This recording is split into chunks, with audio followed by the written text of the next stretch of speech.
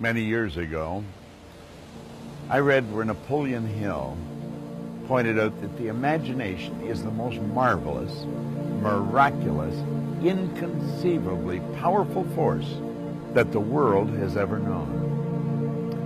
And you know, the average individual uses the imagination, if they use it at all, against themselves.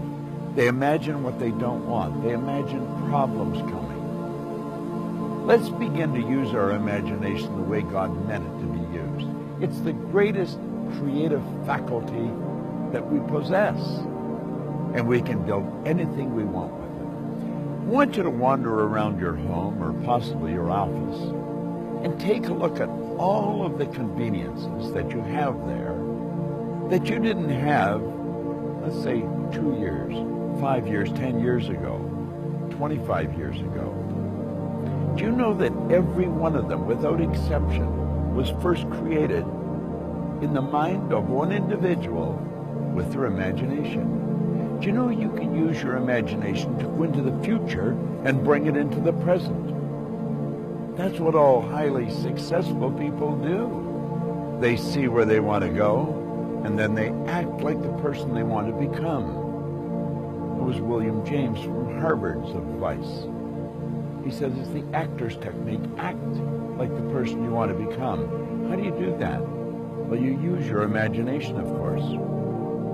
You see, it's a strange phenomena, but the greatest gift we've got is used very well up till the ages of 4 or possibly 5. The little child, we always wonder what's going on in their mind. They're using their imagination. They're building wonderful pictures in their mind.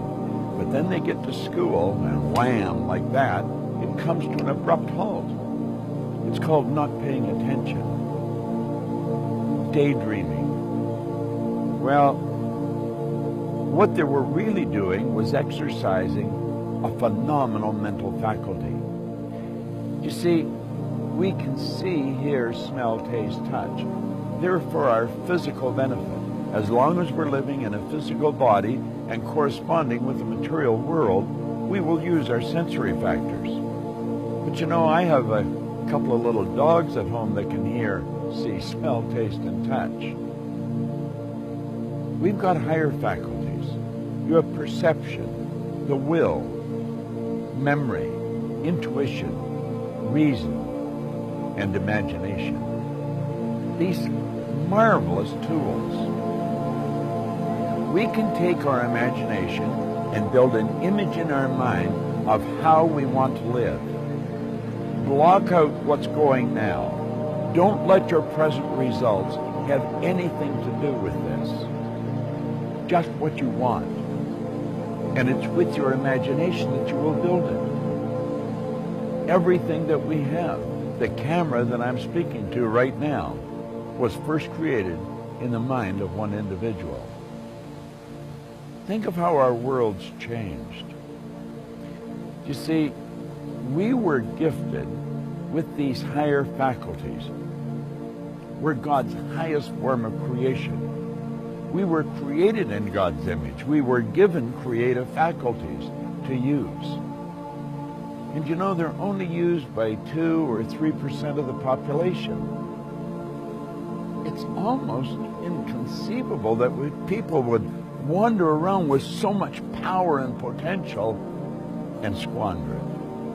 See, the average person literally tiptoes through life, hoping they make it safely to death. It's such a shame, and it doesn't have to be that way. I think we have giant corporations and little wee creative departments. And the primary reason for that is the average individual really does not believe that they're creative. Now think. Everyone's creative, and no one is more creative than another. It's just that some have chosen to use their creative faculties to a greater degree than others. Imagination, your imagination. What do you want? How do you really want to live? Build the picture in your mind. There's a power that is flowing to and through you. A creative, unadulterated power. It can be photographed leaving your body. Way back in the 30s, Semyon Kurlin, the Russian photographer, perfected a form of photography where you can actually photograph a person's body and you will see the energy glowing from them. Well, that energy flows into your mind. And it's the images you build in your mind that's going to dictate the vibration that this instrument you're living in is in. And the vibration on a conscious level is called feeling. Make certain that you exercise your imagination daily. Build beautiful images in your mind of how you want to live, and then hold those pictures there and live that way. The imagination, the greatest nation in the world, the imagination. You've got one. It's a marvelous creative tool. It deals with the invisible side of your personality. You see, no one will ever really see you. They'll only see your body, and they'll see you the great work that you do. Make certain that your work is great work. And if you keep your imagination alive, keep it active, you're going to have a phenomenal life. You know, life can get better every day, and it will get better every day through the proper use of your imagination. What a wonderful idea. This is Bob Proctor.